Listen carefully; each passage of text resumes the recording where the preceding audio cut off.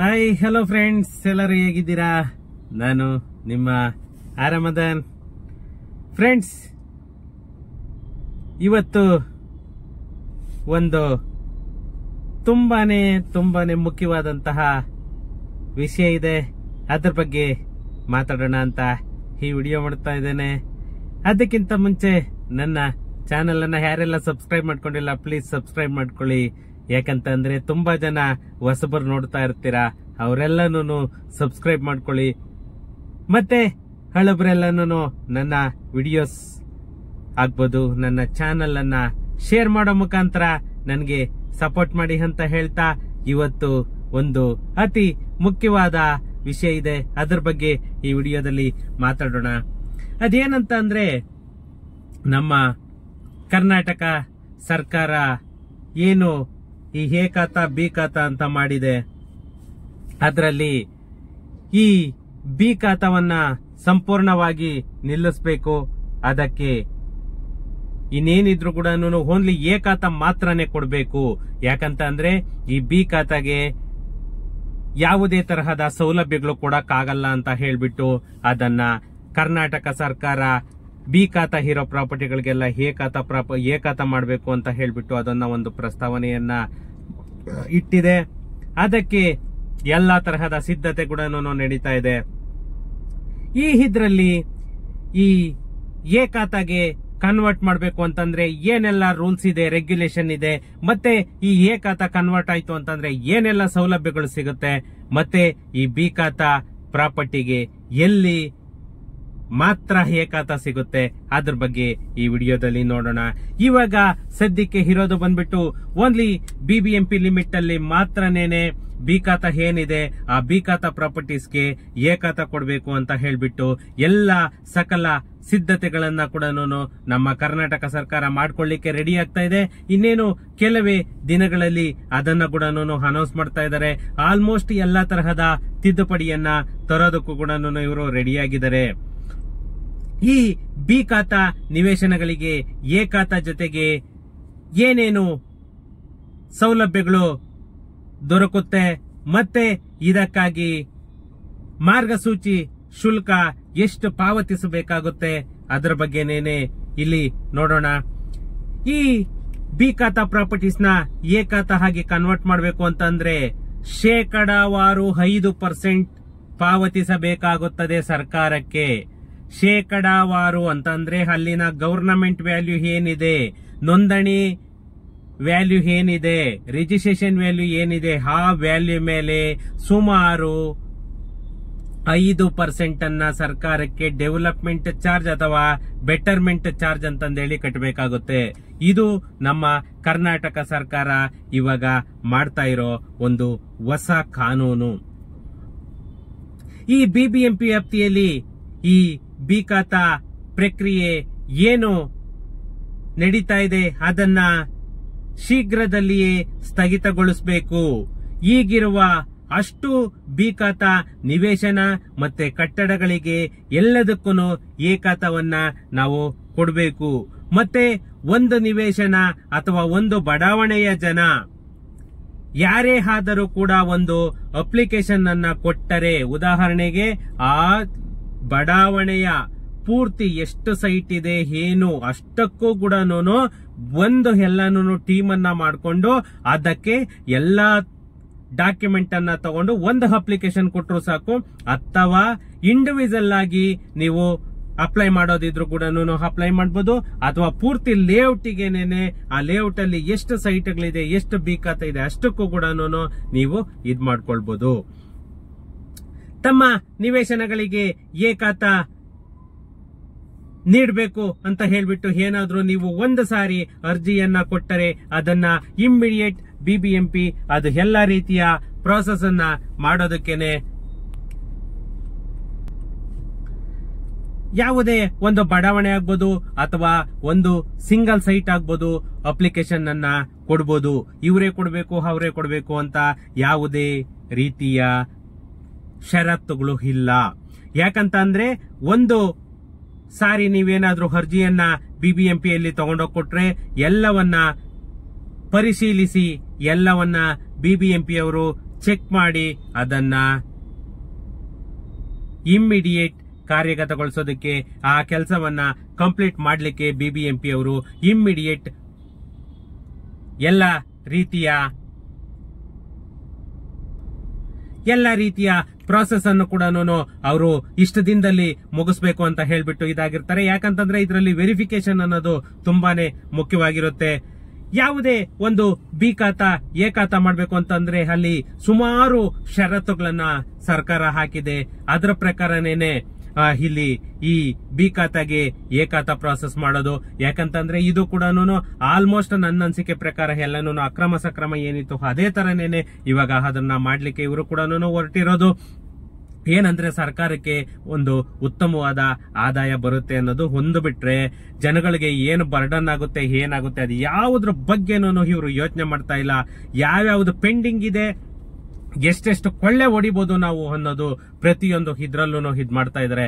ಯಾಕಂತಂದ್ರೆ ಇವತ್ತು ಒಂದು 30-40 ಸೈಟಿಗೆ ಆವರೇಜ್ ಅಂದ್ರೂ ಕೂಡ ಈ ಸಿಟಿ ಒಳಗಡೆ ಎಲ್ಲಾನು ಲ್ಯಾಕ್ಸ್ ಟುಗೆದರ್ ಬರುತ್ತೆ. ಒಂದು ಅಂದಾಜು ಪ್ರಕಾರ ಎಲ್ಲೂ ಕೂಡ, ಯಾಕಂದ್ರೆ ಇವರು ಲಾಸ್ಟ್ ಟೈಮ್ ಕೂಡ ಅದೇ ತಪ್ಪು ಮಾಡಿದ್ರು. ಏನು 30 to 50% ವರ್ಗೂ ಗವರ್ನಮೆಂಟ್ ವ್ಯಾಲ್ಯೂ ರಿವೈಸ್ ಮಾಡಿದ್ರು. ಮೋಸ್ಟ್ಲಿ ಇದೆಲ್ಲಾನು ಇವರು ಪ್ಲಾನ್ ಇಟ್ಕೊಂಡೇನೆ ಇದೆಲ್ಲಾನು ರಿವೈಸ್ ಮಾಡಿರೋದು ಅನ್ಸುತ್ತೆ ನನಗೆ.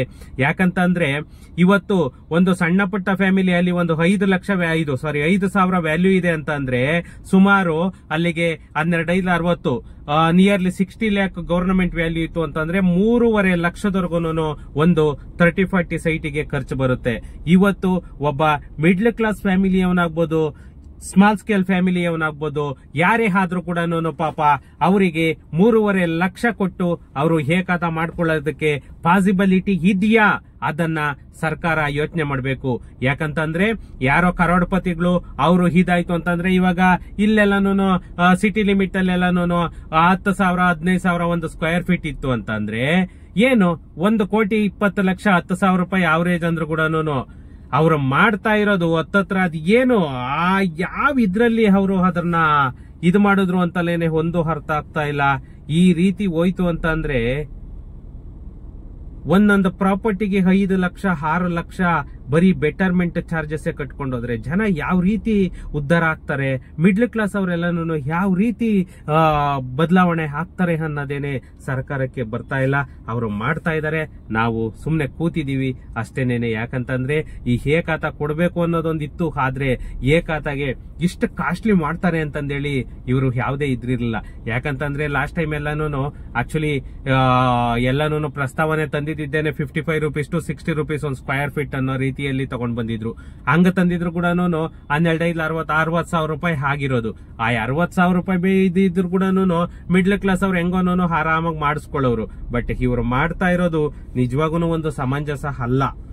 ಆದ್ರೂ ಕೂಡ ಜನನು ಅದೇ ಇವಾಗ ಬಿ ಖಾತಾ ಇರೋಕೆ ಫೆಸಿಲಿಟಿ ಸಿಗ್ತಾ ಇಲ್ಲ, ಅದರಿಂದ ಎ ಖಾತಾ ಬೇಕೇ ಬೇಕು. ಎ ಖಾತಾ ಬೇಕು ಅಂತಂದ್ರೆ 3.5 ಲಕ್ಷ ಖರ್ಚು ಮಾಡ್ಕೊಂಡ್ಲೇಬೇಕು. ಅಂದ್ರೆ ಆವರೇಜ್ ನಾನು ಹೇಳ್ತಾ ಇರೋದು. ಯಾಕಂದ್ರೆ ಇದು ಎಲ್ಲ ವರ್ಕ್ ಕೂಡ ಮಾನ್ಯ ಉಪಮುಖ್ಯಮಂತ್ರಿ DK ಶಿವಕುಮಾರ್ ಅವರ ಮಾರ್ಗದರ್ಶನದಲ್ಲೇನೆ ಈ ಎಲ್ಲ ರೀತಿಯ ನಿಯಮಗಳನ್ನ ಬಿಬಿಎಂಪಿ ನಗರ ಯೋಜನೆ ವಿಭಾಗದ ಅಧಿಕಾರಿಗಳು ರೂಪಿಸಿದ್ದು, ಅದರ ಪ್ರಸ್ತಾವವನ್ನ ಸರ್ಕಾರದ ಮುಂದೆ ಆಲ್ರೆಡಿ ಇಟ್ಟಿದ್ದಾರೆ. ಈ ಬಿ ಖಾತಾ ನಿವೇಶನ ಅಥವಾ ಕಟ್ಟಡದ ಮುಂದಿನ ಖಾಸಗಿ ರಸ್ತೆ ಕನಿಷ್ಠ 30 ಅಡಿ ಇರಲೇಬೇಕು. ಒಂದು ವೇಳೆ 30 ಅಡಿಗಿಂತ ಕಡಿಮೆ ಇತ್ತು ಅಂತಂದ್ರೆ ಎರಡೂ ಕಡೆಯ ಸೈಟ್ ಓನರ್ಸ್ ಏನಿದ್ದಾರೆ ಆ ಸೈಟ್ ಓನರ್ಸ್, ಇವಾಗ ಫಾರ್ ಎಕ್ಸಾಂಪಲ್ 25 ಅಡಿ ರೋಡ್ ಇತ್ತು ಅಂತಂದ್ರೆ ಆ ಕಡೆ 2.5 ಅಡಿ, ಈ ಕಡೆ 2.5 ಅಡಿ, ಈ ಸೈಟ್ ಅವರು 2.5 ಅಡಿ ಬಿಟ್ಕೊಡ್ಬೇಕು, ಆ ಸೈಟ್ ಅವರು 2.5 ಅಡಿ ಬಿಟ್ಕೊಡ್ಬೇಕು. ಆವಾಗ ಮಾತ್ರನೇನೆ ಇವರು ಆ ಪ್ರಾಪರ್ಟಿಗಳಿಗೆ ಎ ಖಾತಾ ಅನ್ನೋದು ಕೂಡ ಬಿಟ್ಕೊಡ್ಬೇಕು. ಅದು ಕೂಡ ಅವರಿಗೆ ಸುಮ್ಮನೆನೇನೆ ನಾಮಿನಲ್ ಆಗಿ ಅವ್ರು ಇದ್ ಮಾಡೋದಲ್ಲ, ಅದನ್ನ ಸರ್ಕಾರಕ್ಕೆ ಏನು ಬಿಟ್ಕೊಡ್ತೀರಾ ಅದನ್ನ ಸರ್ಕಾರಕ್ಕೇನೇನೆ ಅಷ್ಟು ಜಾಗನ್ನ ಕೂಡ ನೀವು ರಿಜಿಸ್ಟ್ರೇಷನ್ ಮಾಡ್ಕೊಡ್ಬೇಕು. ಆವಾಗ ಮಾತ್ರನೇನೆ ಆವಾಗ ಸಾರ್ವಜನಿಕ ರಸ್ತೆ ಅನ್ನೋದನ್ನ ಅವರು ಪರ್ಫೆಕ್ಟ್ ಆಗಿ ಅದನ್ನ ಇದು ಅನೌನ್ಸ್ ಮಾಡ್ತಾರೆ. ಈ ಎಕ್ಸೆಸ್ ಜಾಗ ಏನು ನಾವು ಬಿಟ್ಕೊಡ್ತೀವಿ ಅಷ್ಟು ಜಾಗನ ಕೂಡ ಇವರು ರಿಜಿಸ್ಟ್ರೇಷನ್ ನೋಂದಣಿ ಮಾಡ್ಕೊಡ್ಬೇಕಾಗುತ್ತೆ. ಯಾಕಂತ ಅಂದ್ರೆ ಈ ಶೇಕಡಾವಾರು 5% ಶುಲ್ಕವನ್ನ ನಾವು ಬಿಬಿಎಂಪಿಗೆ ಮಸ್ಟ್ ಅಂಡ್ ಶುಡ್ ಪಾವತಿಸಲೇಬೇಕು. ಯಾಕಂತ ಅಂದ್ರೆ ಇವರು ಬೆಟರ್ಮೆಂಟ್ ಚಾರ್ಜ್ ಫಿಕ್ಸ್ ಮಾಡಿರೋದು ಇದು ನೋಡಿ. ಈ ವಿರೋಧ ಪಕ್ಷದವರು ಅಪೋಸಿಷನ್ ಅವರು ಏನೋ ಕಡ್ಲೆಪುರಿ ತಿನ್ಕೊಂಡು ಕೂತಿದಾರ ಏನು ಗೊತ್ತಾಗ್ತಾ ಇಲ್ಲ. ಯಾಕಂತಂದ್ರೆ ಮೊದ್ಲಿಗೆಲ್ಲ ಈ ತರ ಏನಾದ್ರೂ ಬಂತು ಅಂತ ಅಂದ್ರೆ ಗ್ರಾಹಕರ ಪರವಾಗಿ ಆಗ್ಬೋದು ಅಥವಾ ಇದೋ ಒಂದು ಜನಗಳ ಪರವಾಗಿ ಪಬ್ಲಿಕ್ ಪರವಾಗಿ ಯಾವ ತರ ಹೋರಾಡೋರು ಅಂತಂದ್ರೆ ನಿಜವಾಗೂ ಈ ತರ ಅಪೋಸಿಟ್ ಅವ್ರನ್ನ ನಾನು ನೋಡೇ ಇಲ್ಲ. ಯಾಕಂದ್ರೆ ಎಷ್ಟೋ ಪಾರ್ಟಿಗಳು ಬರುತ್ತೆ, ಎಷ್ಟೋ ಪಾರ್ಟಿಗಳು ಹೋಗುತ್ತೆ. ಇಲ್ಲಿ ಅಪೋಸಿಷನ್ ಇಲ್ದೇ ಇರೋದೇನೆ ಇವರಿಗೆ ಒಂದು ಪ್ಲಸ್ ಪಾಯಿಂಟ್ ಆಗಿದೆ ಅಂತಲೇನೆ ಹೇಳ್ಬೇಕು. ಈ 5% ಅನ್ನೋದ್ರಿಂದ 15% ವರೆಗೂ ಇದು ಸ್ಲ್ಯಾಬ್ ಇರೋದು. ಆಕ್ಚುಲಿ ದೊಡ್ಡ ದೊಡ್ಡ ಕಟ್ಟಡಗಳಿಗಂತೂ ಇನ್ನ ಈ ಅಪಾರ್ಟ್ಮೆಂಟ್ ಅವೆಲ್ಲ ಕಟ್ಟಬೇಕು ಅಂತಂದ್ರೆ ಮುಗಿತು ಬಿಡಿ. ಅವರಿಗೆಲ್ಲ ಏಕಾತ ಮಾಡ್ಸಕ್ಕೂ ಆಗಲ್ಲ. ಆ ಏಕಾತ ಇಲ್ಲದೆ ಇವರು ಫೆಸಿಲಿಟೀಸ್ ಕೊಡಂಗೂ ಇಲ್ಲ. ನೋಡಿ ಇಲ್ಲಿ ಈ 25,000 ಅಂತ ಇದ್ ಮಾಡಿದ್ದಾರೆ. 3 ಲಕ್ಷ ಅವರೇಜ್ 5,000 ರೂಪಾಯಿ ಇತ್ತು ಅಂತ 5% ಅಂತೆ ಕ್ಯಾಲ್ಕುಲೇಟ್ ಮಾಡ್ಕೊಂಡು ಆಮೇಲೆ 25,000ದಿಂದ ಒಂದು 50,000ವರೆಗೂ ಎಕ್ಸ್ಟ್ರಾ ಚಾರ್ಜಸ್ ಕೂಡ ಆಗ್ಬಹುದು. ಇದನ್ನ ಪಾವತಿಸಿದ ಮೇಲೆ ಏಕಾತ ಲಭ್ಯವಾಗುತ್ತದೆ. ಕಟ್ಟಡ ನಕ್ಷಾ ಸೇರಿದಂತೆ ಅಪ್ರೂವಲ್, ಪ್ಲಾನ್ ಅಪ್ರೂವಲ್ ಸೇರಿದಂತೆ ಎಲ್ಲಾ ಸೌಲಭ್ಯ ಬೆಸ್ಕಾಂ, ಜಲಮಂಡಳಿ ಎಲ್ಲ ಕೂಡ ಅವಾಗ ಸಿಗುತ್ತೆ.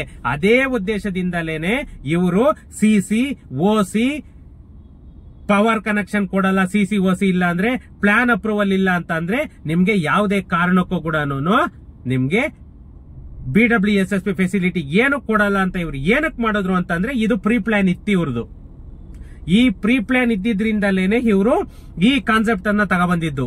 ಬೆಸ್ಕಾಂ ಯಾರಿಗೂ ಕೊಡಬೇಡಿ, BWSSB ಯಾರಿಗೂ ಕೊಡಬೇಡಿ ಅಂತ ಹೇಳ್ಬಿಟ್ಟು ಯಾವಾಗ ಇವ್ರು ಇದ್ ಮಾಡಿದ್ರು ಇಲ್ಲಿ ಗಿಮಿಕ್ ಅರ್ಥ ಆಗ್ತಾ ಇದೆ. ಇಲ್ಲಿ ತಿಳ್ಕೊಳ್ಳಿ ನೀವು. ಇಂಥ ಸರ್ಕಾರಗಳು ಅಲ್ಲ ಬೇಕಾ ಮಿಡ್ಲ್ ಕ್ಲಾಸ್ ಅವ್ರನ್ನ ಸಾಯಿಸೋದಕ್ಕೆ. ಇಂಥ ನಿಜವಾಗೂ ಇಂಥ ಸರ್ಕಾರ ಬೇಡ. ಇವರ ಫ್ರೀ ಕೊಡೋದು ಬೇಡ, ಈ ತರ ಜನಗಳಿಗೆ ಬರೆ ಎಳಿಯೋದು ಬೇಡ.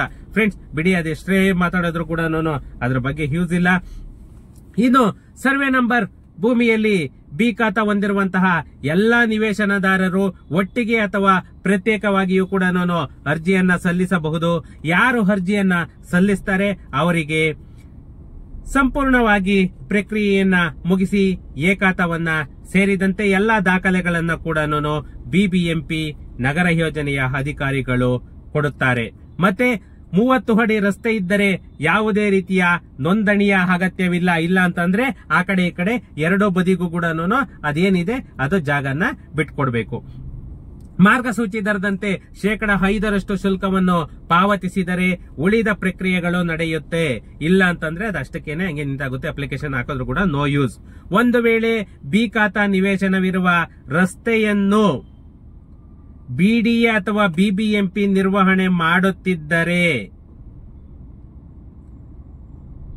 ಅರ್ಜಿ ಸಲ್ಲಿಸಿದ ಮೇಲೆ ಬಿಬಿಎಂಪಿ ಅಧಿಕಾರಿಗಳೇ ರಸ್ತೆಯನ್ನು ಸಾರ್ವಜನಿಕ ರಸ್ತೆಯನ್ನಾಗಿ ಘೋಷಿಸುತ್ತಾರೆ. ಇವಾಗ ಬಿಬಿಎಂಪಿ ಲಿಮಿಟ್ ಅಲ್ಲಿ ಇತ್ತು ಅಂತ ಅಂದ್ರೆ ಬಿಬಿಎಂಪಿ ಲಿಮಿಟ್ ಅಲ್ಲಿ ಇತ್ತು ಅಂತ ಅಂದ್ರೆ ಅದನ್ನ ಇವರು ಸಾರ್ವಜನಿಕ ರಸ್ತೆ ಅಂತ ಹೇಳ್ಬಿಟ್ಟು ಘೋಷಣೆಯನ್ನ ಮಾಡ್ತಾರೆ. ಇದರಿಂದ ಪಾಣಿಯಲ್ಲಿರುವಂತಹ ಹಳೆಯ ಮಾಲೀಕರ ಹೆಸರು ಕೂಡ ಬದಲಾಗುತ್ತೆ. ಮುಂದೆ ಯಾರು ಅದನ್ನ ತಮ್ಮ ಆಸ್ತಿ ಅಂತಂದ ಹೇಳ್ಬಿಟ್ಟು ಯಾರು ಕೂಡ ಹೇಳೋದಕ್ಕೆ ಸಾಧ್ಯವಾಗಲ್ಲ. ಒಂದು ನೋಡಿ, ಇನ್ನೊಂದು ಇಲ್ಲಿ ಇದ್ ಮಾಡಿದಾನೆ, 20 ಗುಂಟೆ ಅಥವಾ 20,000 ಚದರಡಿ ಇರುವ ಏಕನಿವೇಶನಕ್ಕೆ ಮಾತ್ರ ಈ ರೀತಿಯ ಸೌಲಭ್ಯಗಳನ್ನ ಕೂಡ ಕೊಡ್ತೀವಿ ಅಂತ ಕೂಡ ಒಂದು ಕಂಡೀಷನ್ ಇಟ್ಟಿದ್ದಾರೆ. ಮತ್ತೆ ಅದಕ್ಕಿಂತ ಹೆಚ್ಚಿನ ವಿಸ್ತೀರ್ಣ ಏಕನಿವೇಶನವಿದ್ದರೆ 15% ಉದ್ಯಾನ ಪಾರ್ಕ್ ಬಿಡ್ಲೇಬೇಕು. ಹಾಗೂ ಕನಿಷ್ಠ 30 ಅಡಿ ರಸ್ತೆಯನ್ನ ಕಡ್ಡಾಯಗೊಳಿಸಿರಬೇಕು. ಇದಕ್ಕೆ 15% ಉದ್ಯಾನವನ ಮತ್ತೆ 30 ಅಡಿ ರಸ್ತೆ ಮಸ್ಟ್ ಅಂಡ್ ಶುಡ್ ಅಷ್ಟಿರ್ಲೇಬೇಕು. ಕಂದಾಯ ಬಡಾವಣೆ ಒಳಗೂ ಕೂಡ ರೆವೆನ್ಯೂ ಸೈಟ್ಸ್ ಏನಿದೆ ಅವಕ್ಕೂ ಕೂಡ ಇವಾಗ ಈ ಪ್ರೈವೇಟ್ ಲೇಔಟ್ಸ್ ಏನೋ ರೆವೆನ್ಯೂ ಲೇಔಟ್ಸ್ ಮಾಡ್ತಿದ್ದಾರೆ ಅದಕ್ಕೂ ಕೂಡ ಸೇಮ್ ಈ ವ್ಯವಸ್ಥೆಯನ್ನ ತಮ್ಮೆಲ್ಲಾ ನಿವೇಶನಗಳಿಗೂ ಸಕ್ರಮ ಗಳಿಸಿಕೊಳ್ಳಬಹುದು. ಯಾವುದೇ ರೆವೆನ್ಯೂ ಲೇಔಟ್ ಆಗಿರ್ಲಿ ನಿಮ್ಗೆ ಬಿಬಿಎಂಪಿ ಲಿಮಿಟ್ ಅಲ್ಲಿ ಅದೆಲ್ಲದಕ್ಕೂ ಕೂಡ ನೀವು ಈ ಬೆಟರ್ಮೆಂಟ್ ಚಾರ್ಜ್ ಅನ್ನ ಕಟ್ಬಿಟ್ಟು ಎ ಖಾತಾವನ್ನಾಗಿ ಕನ್ವರ್ಟ್ ಮಾಡ್ಕೋಬಹುದು. ಈ ಬಿ ಖಾತಾ ನಿವೇಶನದಲ್ಲಿ ಕಟ್ಟಿರುವಂತಹ ಮನೆಗಳಿಗೆ ಎ ಖಾತಾ ನಕ್ಷೆ ಸೌಲಭ್ಯ ಎಲ್ಲವನ್ನು ಕೂಡ ಪ್ರೊವೈಡ್ ಮಾಡ್ತಾರೆ.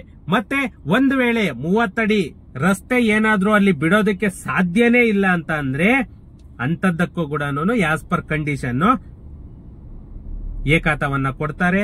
ಮತ್ತೆ ಅದಕ್ಕೆ ಅನಧಿಕೃತ ಕಟ್ಟಡ ಅಂತ ಹೇಳ್ಬಿಟ್ಟು ಇಡ್ತಾರೆ ಬ್ಲಾಕ್ ಚುಕ್ಕೆನ. ಏನ್ ಮಾಡ್ತೀರಾ ಅವಾಗ? ಅನಧಿಕೃತ ಕಟ್ಟಡ ಅಂತ ಇಟ್ಟಾಗ ಏನ್ ತಾನೇ ಮಾಡ್ತೀರಾ?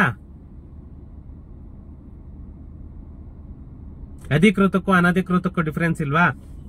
ಇರ್ಲಿ ಬನ್ನಿ. ಸೆಟ್ ಬ್ಯಾಕ್ 15% ವರೆಗೂ ಇದ್ಬಿಟ್ಟರೆ ಮಾತ್ರನೇನೆ ಸಕ್ರಮ.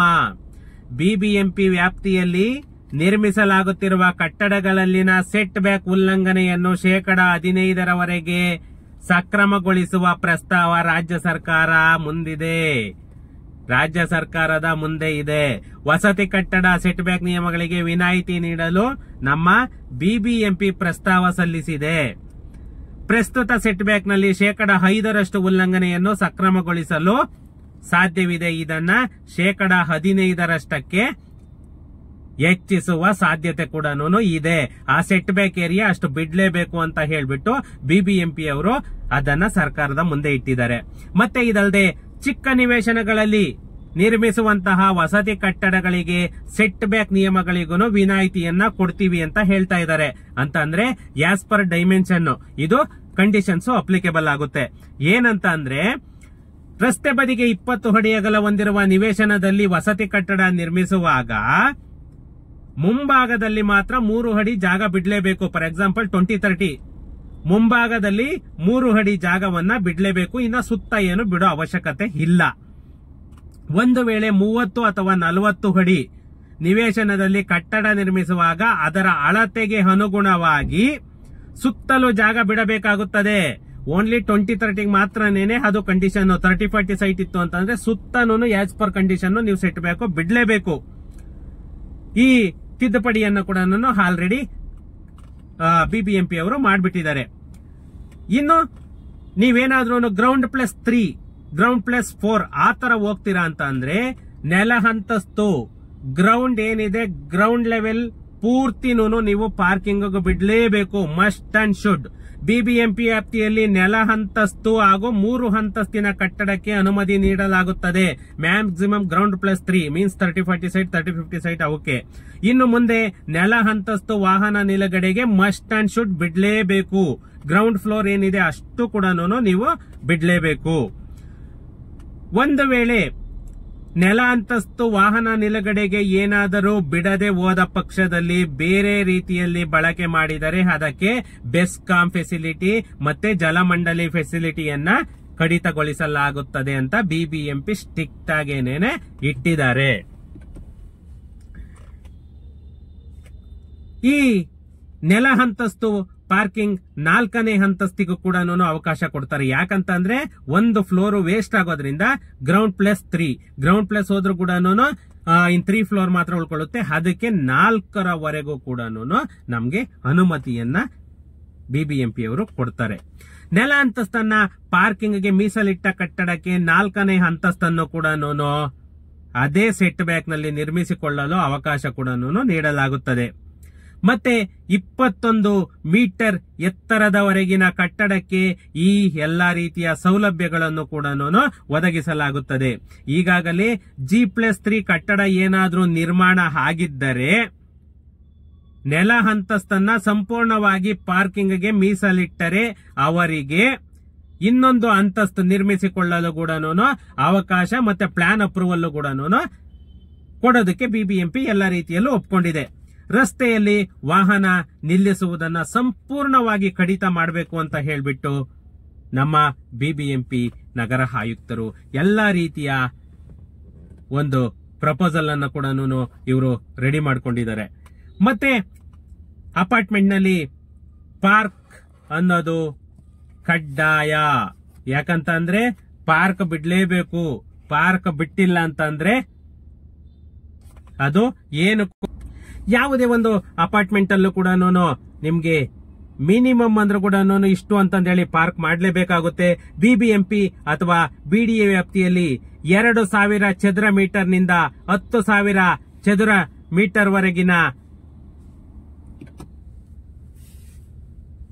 10,000 ಚದುರ ಮೀಟರ್ ವರೆಗೂ ಕೂಡ ನಿರ್ಮಾಣವಾಗುವಂತಹ ಎಲ್ಲ ಅಪಾರ್ಟ್ಮೆಂಟ್ಗಳಿಗೂ 15% ಭೂಮಿಯನ್ನ ಉದ್ಯಾನವನಕ್ಕಾಗಿ ಮಸ್ಟ್ ಅಂಡ್ ಶುಡ್ ಬಿಡ್ಲೇಬೇಕು. ಶೇಕಡಾವಾರು 15% ಜಾಗದಲ್ಲಿ ಏನಿರುತ್ತೆ ಅದರಲ್ಲಿ 15% ಪಾರ್ಕ್ ಅಂತಂದೇಳಿ ಬಿಡ್ಲೇಬೇಕು. ಈ ಸಂಬಂಧ ಕರ್ನಾಟಕ ಪಟ್ಟಣ ಮತ್ತೆ ಗ್ರಾಮಾಂತರ ಯೋಜನೆ ಕಾಯ್ದೆಯ ಸೆಕ್ಷನ್ 13 ಹೀಗೆ ತಿದ್ದುಪಡಿ ತಂದು ಪರಿಷ್ಕೃತ ಮಾಸ್ಟರ್ ಪ್ಲಾನ್ 2015ರ ವಲಯ ನಿಯಮಗಳನ್ನ ಬದಲಾಯಿಸಿ ನಗರ ಅಭಿವೃದ್ಧಿ ಇಲಾಖೆ ಕರಡು ಅಧಿಸೂಚನೆಯನ್ನು ಕೂಡ ಆಲ್ರೆಡಿ ಹೊರಡಿಸಿದೆ. 16 ನಿವೇಶನಗಳ ಬಡಾವಣೆಗಳಲ್ಲಿ ಉದ್ಯಾನವನವನ್ನ ಕಡ್ಡಾಯಗೊಳಿಸಿದ್ದು, ಅದರಂತೆಯೇ 100 ಮನೆಗಳನ್ನು ಹೊಂದಿರುವ ಅಪಾರ್ಟ್ಮೆಂಟ್ಗಳಲ್ಲೂ ಕೂಡ ಉದ್ಯಾನ ಮತ್ತೆ ಮಳೆ ನೀರು ಹಿಂಗುವ ವ್ಯವಸ್ಥೆಯನ್ನು ಕಡ್ಡಾಯಗೊಳಿಸಲು ಈ ಬದಲಾವಣೆಯನ್ನ ನಮ್ಮ ಬಿಬಿಎಂಪಿ ಅಧಿಕಾರಿಗಳು ತಂದಿದ್ದಾರೆ. ಯಾಕಂತಂದ್ರೆ ಈ 15% ಭೂಮಿಯನ್ನ ಉದ್ಯಾನದ ಜೊತೆಗೆ ಸೆಟ್ ಬ್ಯಾಕ್ ಅನ್ನು 6 ಮೀಟರ್ಗೆ ಹೆಚ್ಚಿಸಲಾಗಿದೆ. ಅಂದ್ರೆ ಸೆಟ್ ಬ್ಯಾಕ್ ನಿಯರ್ಲಿ 20 ಫೀಟ್ ವರೆಗೂ ಬಿಡ್ಲೇಬೇಕು. ಇದರಿಂದ ಅಪಾರ್ಟ್ಮೆಂಟ್ ಸುತ್ತಲೂ ಗಿಡ ಮರಗಳನ್ನ ಕೂಡ ನಾವು ಬೆಳೆಸಬಹುದು ಮತ್ತೆ ಮಳೆ ನೀರನ್ನ ಇಂಗೋ ರೀತಿಯಲ್ಲಿ ಮಾಡಬಹುದು. ಈ ರಾಜಕಾಲುವೆ ಪ್ರವಾಹ ಅಂತ ಬಂದು ಕೂಡ ಸ್ಟಾಪ್ ಮಾಡೋದನ್ನ ನಾವು ಅದನ್ನ ಅವಾಯ್ಡ್ ಮಾಡಬಹುದು. ಯಾಕಂತಂದ್ರೆ ಸೆಟ್ ಬ್ಯಾಕ್ ಅನ್ನೋದು ತುಂಬಾನೇ ಇಂಪಾರ್ಟೆಂಟ್ ಇರುತ್ತೆ. ಯಾಕಂದ್ರೆ ಓಪನ್ ಸ್ಪೇಸ್ ಎಷ್ಟು ಜಾಸ್ತಿ ಇರುತ್ತೆ ಅಷ್ಟು ಕೂಡ ಉಪಯೋಗ ಆಗುತ್ತೆ. ಇನ್ನು ವಸತಿಯೇತರ ಮಿಶ್ರ ಬಳಕೆ ಅಪಾರ್ಟ್ಮೆಂಟ್ಗಳಾದ್ರೆ ಅಲ್ಲಿ ಉದ್ಯಾನವನದ ಪ್ರದೇಶವನ್ನು 10% ಇಳಿಸಿದ್ದಾರೆ. ವಾಹನ ನಿಲುಗಡೆಯ ಪ್ರದೇಶವನ್ನ 5% ಇಳಿಸಿದ್ದಾರೆ ಅಪಾರ್ಟ್ಮೆಂಟ್ಸ್ಗೆ. 55 ಚದುರ ಮೀಟರ್ನಿಂದ 2,000 ಚದುರ ಮೀಟರ್ ವರೆಗಿನ ಕಟ್ಟಡಗಳಿಗೆ ಉದ್ಯಾನಕ್ಕೆ ಭೂಮಿ ಮೀಸಲಿಡುವ ಬದಲು ಅವರಿಗೆ ಉದ್ಯಾನ ನಿರ್ಮಾಣದ ಶುಲ್ಕವನ್ನ ವಿಧಿಸಲಾಗುತ್ತದೆ. ಅಂದ್ರೆ ಚಿಕ್ಕ ಅಪಾರ್ಟ್ಮೆಂಟ್ಸ್ 55 ಚದುರ ಮೀಟರ್ನಿಂದ 2,000 ಚದುರ ಮೀಟರ್ ವರ್ಗೂನು ಏನು ಕನ್ಸ್ಟ್ರಕ್ಟ್ ಮಾಡ್ತಾರೆ ಅಂತವಕ್ಕೆ ಓನ್ಲಿ ಸರ್ಕಾರ ಮಾತ್ರ ದುಡ್ಡನ್ನು ತಗೊಳುತ್ತೆ. ಅದಕ್ಕೆ ಯಾವುದೇ ತರ ಉದ್ಯಾನವನವನ್ನ ಮೀಸಲಿಡಬೇಕಾದ ಅವಶ್ಯಕತೆ ಇಲ್ಲ ಅಂತ ಹೇಳ್ತಾ ಇದ್ದಾರೆ. ಈ ಮಾರ್ಗಸೂಚಿ ದರದ 5% ಹಣವನ್ನು ಶುಲ್ಕವಾಗಿ ಪಾವತಿಸಬೇಕಾಗುತ್ತೆ. ಏನಲ್ಲಿ ಗವರ್ಮೆಂಟ್ ವ್ಯಾಲ್ಯೂ ಇರುತ್ತೆ ಆ ಲ್ಯಾಂಡ್ ವ್ಯಾಲ್ಯೂ ಮೇಲೆ 5% ಕಟ್ಟಬೇಕು. ಏನ್ ಕೊಳ್ಳೆ ಹೊಡಿಯೋದಕ್ಕೆ ಸ್ಟಾರ್ಟ್ ಆಗಿದೆ ನಮ್ಮ ಕರ್ನಾಟಕ ಸರ್ಕಾರ.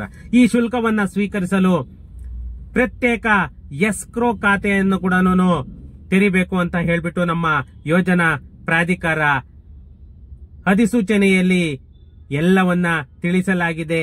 ಆಕ್ಷೇಪಣೆ ಸಲ್ಲಿಸಲು ಕೂಡ 30 ದಿನಗಳ ಅವಧಿಯನ್ನು ಕೂಡ ಕೇಳಿದ್ದಾರೆ. ಇನ್ನು ಈ 55 ಚದುರ ಮೀಟರ್ನಿಂದ 2,000 ಮೀಟರ್ ವರೆಗೂ ಏನು ಅಪಾರ್ಟ್ಮೆಂಟ್ಗಳು ಕನ್ಸ್ಟ್ರಕ್ಟ್ ಆಗುತ್ತೆ ಅಂತವಕ್ಕೆ ಒಂದು ದಬ್ಬೆ ಅನ್ನೋದು ಬೀಳುತ್ತೆ. ಯಾಕಂತಂದ್ರೆ ಸುಮಾರು ಆ ರಿಜಿಸ್ಟ್ರೇಷನ್ ವ್ಯಾಲ್ಯೂ ಮೇಲೆ ಸುಮಾರು 5% ಅಂತ ಅಂದ್ರೆ ಸಣ್ಣ ಪುಟ್ಟ ಅಮೌಂಟ್ ಅಲ್ಲ.